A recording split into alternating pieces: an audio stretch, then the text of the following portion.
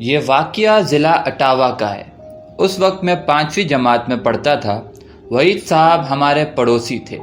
ان کی شادی کو 9 سال ہو چکے تھے، لیکن انہیں اولاد کی خوشی نصیب نہیں ہوئی تھی۔ آخر کار بڑی منت و مرادوں کے بعد اللہ تعالیٰ نے ان کی دعا قبول فرمائی اور انہیں ایک بیٹی سے نواز دیا۔ بچی بہت خوبصورت تھی۔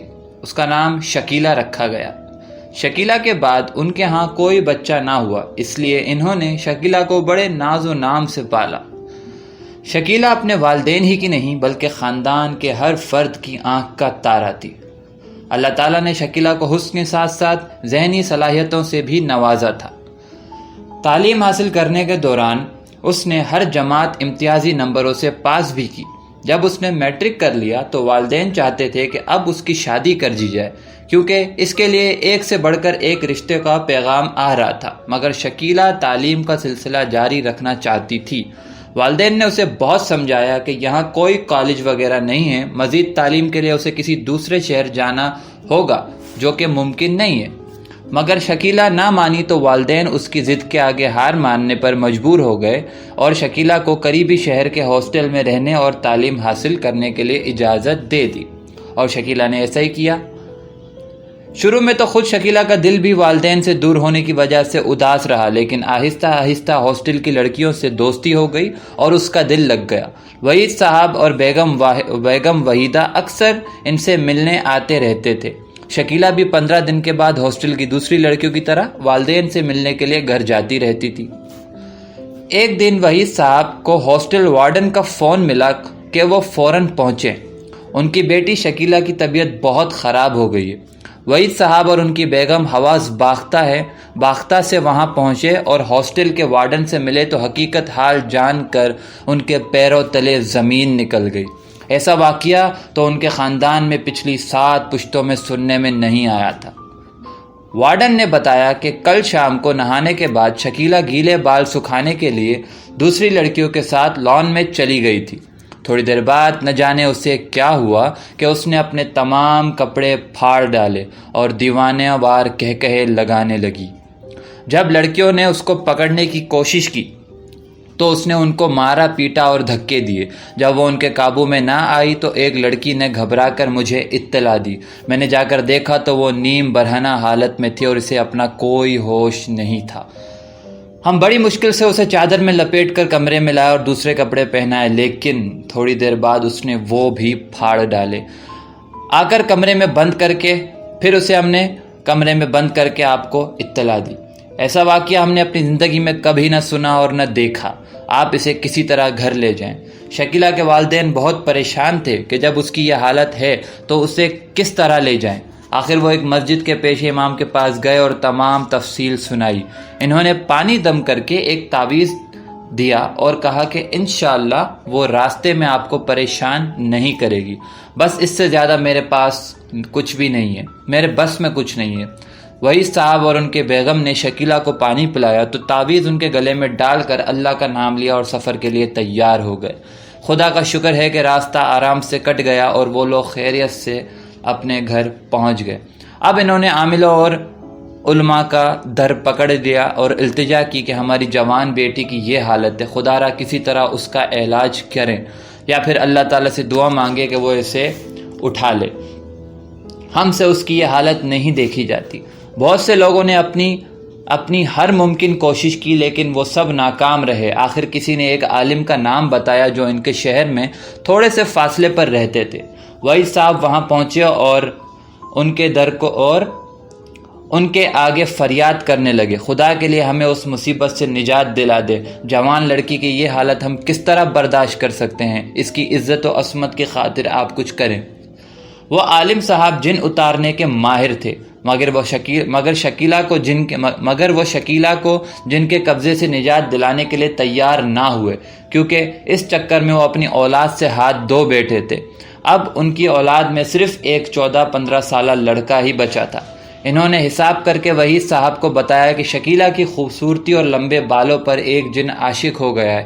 اس جن کو اس کے سردار نے اپنی برادری سے خارج کیا ہوا ہے، کیونکہ بندگان خدا کو وہ ستاتا رہتا تھا اور بار بار سمجھانے کے باوجود غلط حرکتوں سے باز نہیں آتا تھا۔ مگر میں نے اس جن پر ہاتھ ڈالا تو وہ مجھ سے انتقام ضرور لے گا، لہٰذا میں معذرت خواہ ہوں۔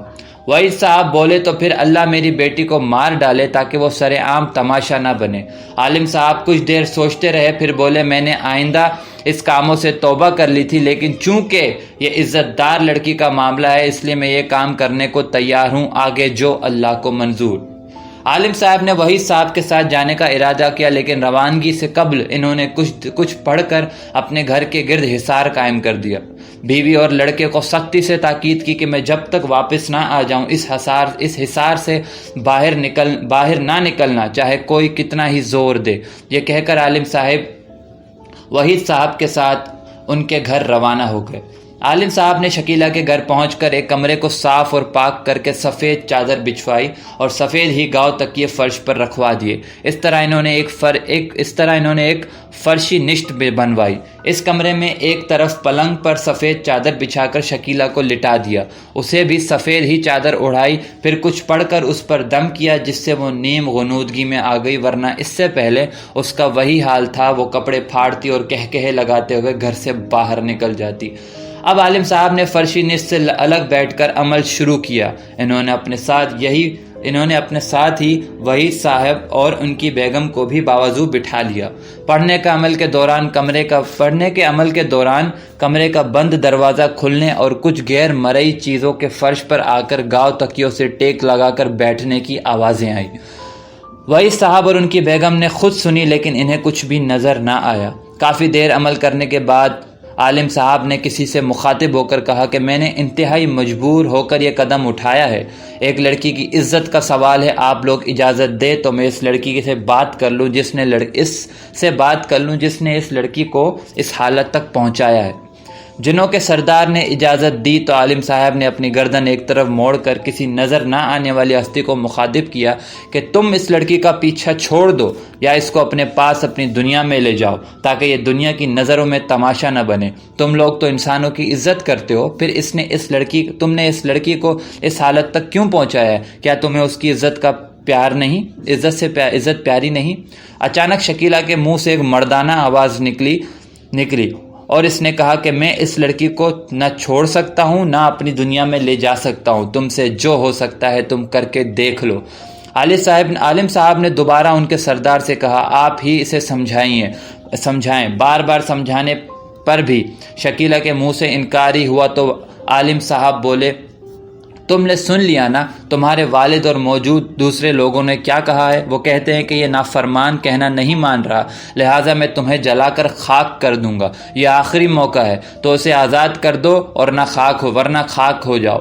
شکیلہ نے فوراً مردانہ آواز میں جواب دیا میں تو خود آتشی ہوں، تم میرا کچھ نہیں بگاڑ سکتے۔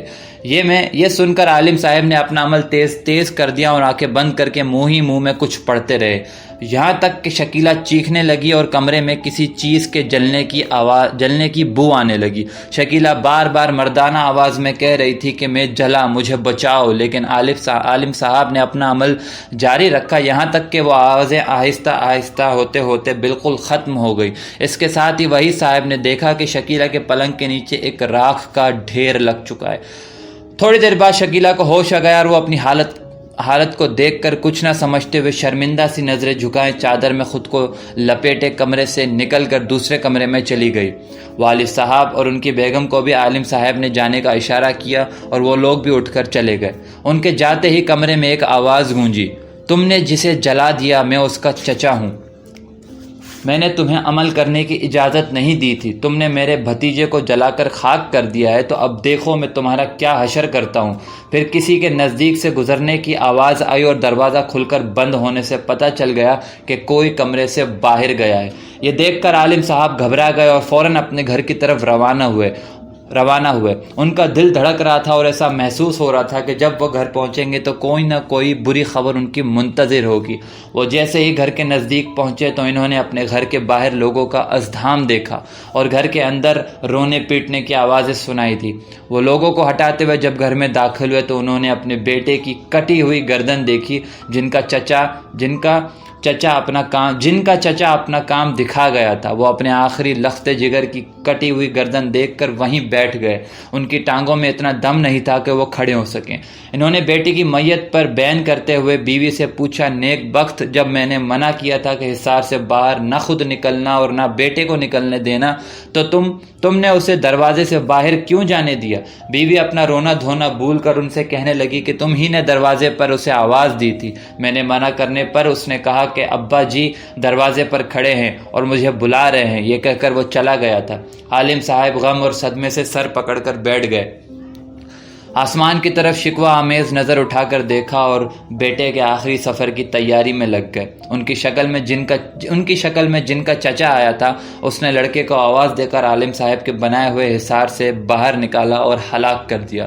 اس طرح عالم صاحب نے وحید صاحب کی بیٹی کی عزت بچانے کے لیے اپنے آخری بیٹے کو بھی قربان کر دیا۔ اللہ تعالیٰ اس کا اجر انہیں آخرت میں ضرور دے گا۔